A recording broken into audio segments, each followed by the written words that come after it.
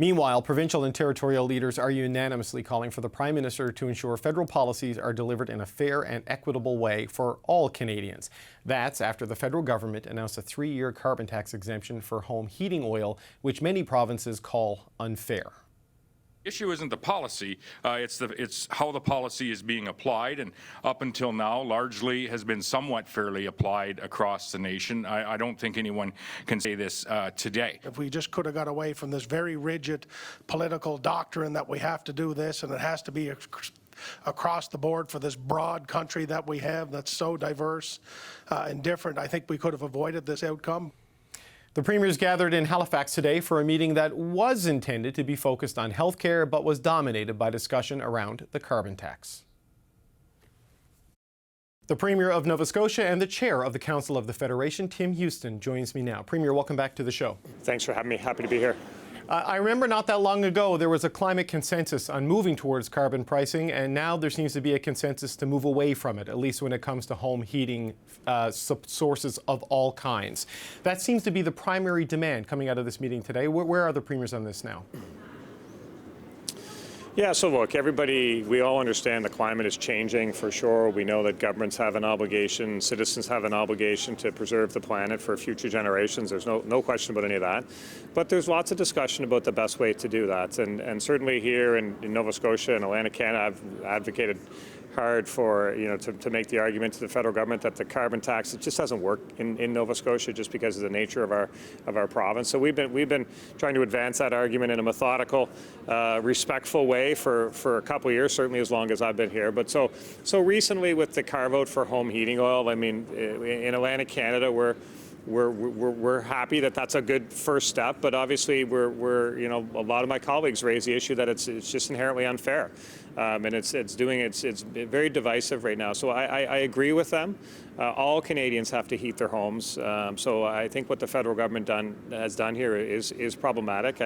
I'd ask them to address that for sure, but ultimately I just believe that there's really no need for the carbon tax, certainly not in a place like Nova Scotia. So even though they've made a first step here for home heating oil, I'd like them to go all the way and just remove the carbon tax and work with us on other ways that we can be more effective in our protection of the planet. But premiers were pretty united that it's not appropriate to treat Canadians differently in the way they heat their home. Right, and people keep calling it an Atlantic Canadian program. It is a national program. There's actually more people in Ontario and the West that use oil than there is in all of Atlantic Canada, though I accept it was driven by the Atlantic caucus of the Liberal Party. But do you understand why they would want to do that? When you look at the price to fill up a tank of oil, like you're talking 3 to 4 to 5 times as much as it is to use natural gas to heat a home. I mean, it is the most expensive fuel source out there. Yeah, we certainly feel that in Atlantic Canada and Nova Scotia, where there's a lot of people still using home heating oil. We've made significant investments in programs to help them transition to another heating source. But the reality is that we're Canadians. Our climate is such that we have to heat our homes, no matter where you live in this great country. You're going to heat your home in the wintertime. And I agree with my colleagues that say we should all be treated fairly in the same manner with respect to the carbon tax around how we heat our homes. It's so look, I think that this has caused it's become a divisive issue at a time when we need unity in our country in so many ways. This is doing the opposite, and I would encourage the federal government to take a look at the issues that they're causing and the bad feelings that people are rightly feeling. I'm sure you've heard, though, Premier, the Prime Minister, the Environment Minister, the Natural Resources Minister, even the Atlantic Regional Minister say no more carve-outs. Policies sometimes need to be tweaked because of acute pressures in a specific area or a specific class of people. Even with the sort of unanimity by the premiers today, it sounds like the federal Liberals are done tweaking the carbon tax. it's sounded like that before as well. But look, I think, like in our case, in the case of Nova Scotia, we've been presenting reasoned arguments in, as I say, a respectful, methodical way for 2 years. And now, maybe a breakthrough 2 years on, and people will have their own thoughts on what drove that breakthrough, whether it's the polls or whether it's the reality of how punitive the carbon tax is here. Who knows what caused the breakthrough? But I hope it is just an initial breakthrough and that there are more to come. No, I take your point that it certainly sounded that way in the past, and here we are. I wanted to switch to something else that's in the communique that the Premier's released. And you're talking about infrastructure and programs, I'm assuming, like the Housing Accelerator, where the federal government is dealing directly with municipal governments and in other areas dealing with provincial agencies, which would fall into your jurisdiction. It seems like I don't want to know if the threat is too strong a word, but if provinces adopting legislation that would prevent that would stop municipalities and agencies from cutting deals directly with the federal government, wouldn't that slow down some of the work they're trying to get done on things like housing? Well, I think it would probably speed things up, to be honest, to work, with the provinces in an upfront manner, to try to do an end around the provincial governments and deal direct with other organizations. I mean, the reality in a province like Nova Scotia is, the provincial government is generally going to be involved in these types of initiatives, so they should be involved early on in the discussions. I mean, we've seen examples where the federal government has tried to work with a municipality, and it just can't happen without the provincial government. So why try to structure something like that, doing an end around and cutting the provincial government out? They should be working with the provincial governments. It takes all three levels of government to get these projects across the line in most cases. So let's acknowledge that up front. And we want to be partners. We want to be honest and fair partners. We want housing for sure. So we should just work together on that up front. And I think what we had a discussion on today was in Quebec they have a piece of legislation that seems to have worked pretty good for the province of Quebec in terms of requiring the federal government to involve the province in these types of discussions. And there's an appetite across all the premiers to have similar things and to have that discussion. Look, honestly, hopefully that's not possible. Are not required. Hopefully it's possible that we can have meaningful discussions with the federal government up front without the need for legislation, so we still hold out hope for that. But at the same time, if we have to be more aggressive to protect the positions of our province and our citizens, then there's an appetite to do that at the table. But help me out here, Premier. I've seen Premier after Premier after Premier in press conferences saying the federal government needs to do something about the affordability crisis. They need to do something about the dismal state of housing supply in Canada. And here they are doing things with municipalities through the Housing Accelerator. And yeah, maybe they're late to the game, which has been a criticism there. But now it feels like the premiers are also saying, pump the brakes. We want to be in there. Don't act on your own, despite the political pressure being put on them. I mean, how is that how it is? Never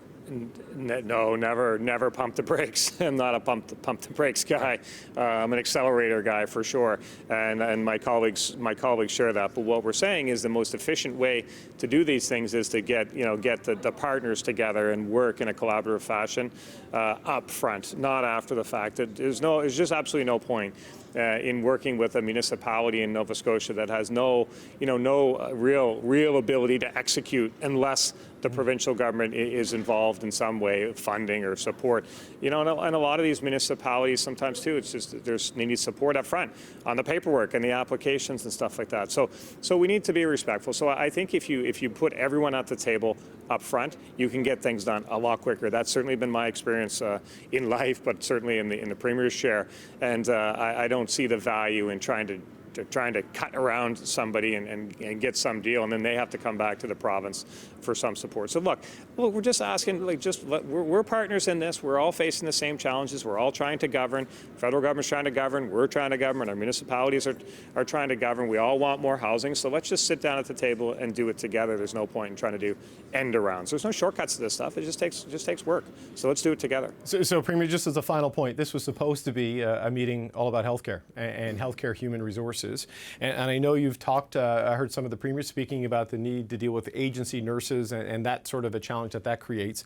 I wonder if there's any agreement on increasing the supply of doctors, like funding more residency positions in Canada, something that's entirely within provincial authority and responsibility, and one of the big impediments, we're told, to getting enough family doctors. Are you willing to do that at the Premier's level? Is there an agreement on that anywhere? Yeah, for sure. And I mean, there was a robust discussion around healthcare. The healthcare summit was kind of a corner piece of this, but you get a bunch of premiers together. They want to talk about all the issues that impact their citizens, as they should. So we've done that. But robust discussion on healthcare as well. Healthcare technology, healthcare innovation, sharing best practices. Also, talking about locums, about agencies, and how we can best, support those working in the healthcare system. So there's lots of discussion about that, and some very positive discussion. I picked up a couple things from some of my colleagues that they're doing in their provinces that we're going to go and talk to our team about. Let's do that here too, and likewise. And it was just a sharing of information. Premier Team Houston, thank you so much for your time today. Thanks for having me. Really appreciate it. The Premier of Alberta, Danielle Smith, joins me now. Premier, welcome back to the show. My pleasure. Nice to talk to you. I don't think all premiers in Halifax there agree with you to get rid of the carbon tax entirely, but there was a pretty broad consensus to remove it, at least from all home heating sources. Now that you've got allies at the Premier's table, do you think the Prime Minister and his government will listen? I hope so. I mean, I think one of the things that you find when the premiers get together is that they just want fairness, and everybody is very concerned about affordability. When we get into the winter season, it doesn't matter where you get your home heating source from. It's punitive to have the carbon tax levied on top of that, and if they can recognize that in Atlantic Canada they need to give a reprieve for affordability purposes, it just makes sense that they would do the same for natural gas as well as for propane and other sources of home heating. So I hope they listen. Right. I mean, the argument from the federal government is that, Atlantic Canada has the biggest share of people who burn oil, but it's not just for Atlantic Canada. There's lots of people in Ontario who will benefit from this, from the north, and even in Western Canada will get the break. So, do you accept the possibility of doing it for a specific class of heating and maybe not all classes of heating simply because of price?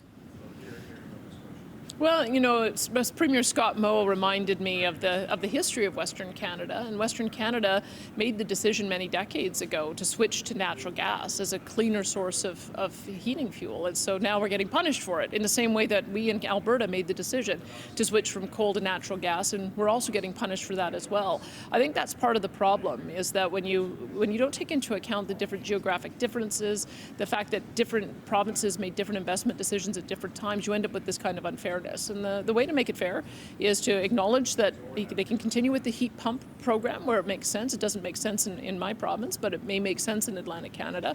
But for now, they really should be acting fairly and taking the tax off of everybody's home heating, because we're in a situation now where we've got an inflation crisis. This would be one of the best ways to deal with that. But Premier, a lot of people are casting this as a national unity issue and calling it divisive. And we're talking about maybe 4% of Canadians who are getting a break here. It's less than 1 million people nationwide, many of them pretty low income and fixed income for sure. I mean, is it really a big disruptive national unity issue to help out a very small segment of the population that has lower than average incomes in a situation like this?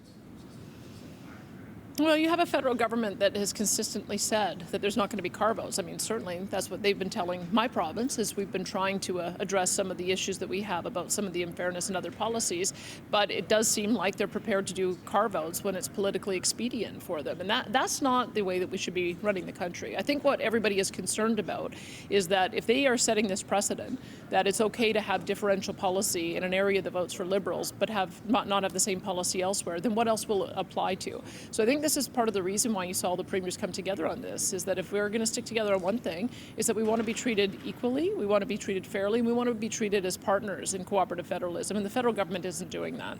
But I wonder, Premier, if treating everyone exactly the same is actually treating people fairly. When you look at, for example, national emissions reductions, there are different allowances in terms of what each province is expected to do to allow for their specific industrial bases and not to disproportionately punish different people. So we make regional differences when it comes to emissions targets to allow people to go at different paces to avoid harm. what's the difference between that and helping out people who burn the most expensive fuel in the country? Well, I don't know that I've ever seen this before on a federal tax policy. I mean, they don't charge a different fuel tax in British Columbia and Alberta and Atlantic Canada. They don't charge different personal income tax rates. They don't charge different corporate income tax rates. That's the whole point of the federal government arguing that something needs to be applied across the board, is so that everybody is taxed in the same way. And they made that case towards the Supreme Court. Now, they basically blowed up their argument by saying that you can treat Quebec a little bit differently and you can treat this particular type of home heating a little bit differently.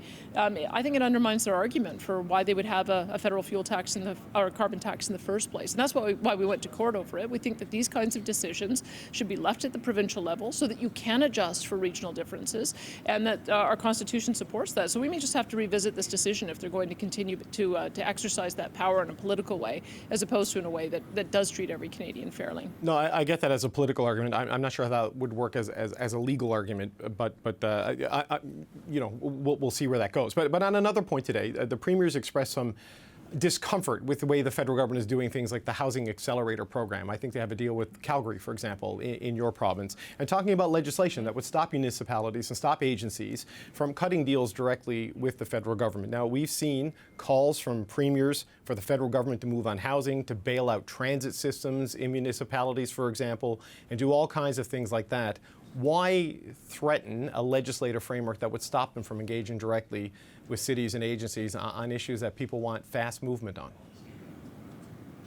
Well, the problem, I guess the approach that Quebec takes is exactly that they have to deal directly with the Quebec government. And look what just happened. They just signed a $900 million deal, which allows for Quebec to make all of the decisions to treat its municipalities fairly. When you have a federal government picking and choosing among municipalities, that they may be working at cross purposes to the kinds of things that we're trying to do in our own province, and they may end up also disproportionately only rewarding those provinces or those municipalities that have the capacity to manage through the application process, whereas we may have smaller municipalities that we want to encourage growth in. That's why they need to be working collaboratively with us. The Constitution does say that local works and municipal governments fall under provincial jurisdiction. I think it's disrespectful that the federal government keeps on coming into our provinces and doesn't work collaboratively with us. And I'm not the only one saying that. Every provincial leader feels the same way. I know, but I've also seen a lot of premiers and a lot of provincial leaders say the federal government needs to come in with money to bail out the Toronto transit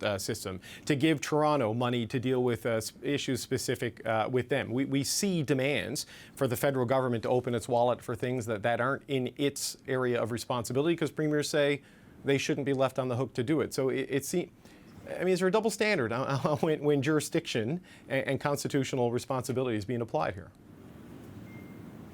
Well, I think we've gotten used to the way the program has worked for infrastructure over the last 10 years. That there's essentially an allocation that's roughly equivalent, and then each province works with the federal government and a municipal partner to identify the projects that are the highest priority. That seems to be the fairest way to approach this. At the moment, we don't know if we're all going to be competing with each other between provinces. We don't know if we're going to get a fair allocation. We don't even know if they're going to work with us at all, or if they're going to be at all concerned about our priorities. And so that's a problem, because if you are going to respect the Constitution, respect the division of powers, the federal government should be partnering with us rather than working at cross purposes.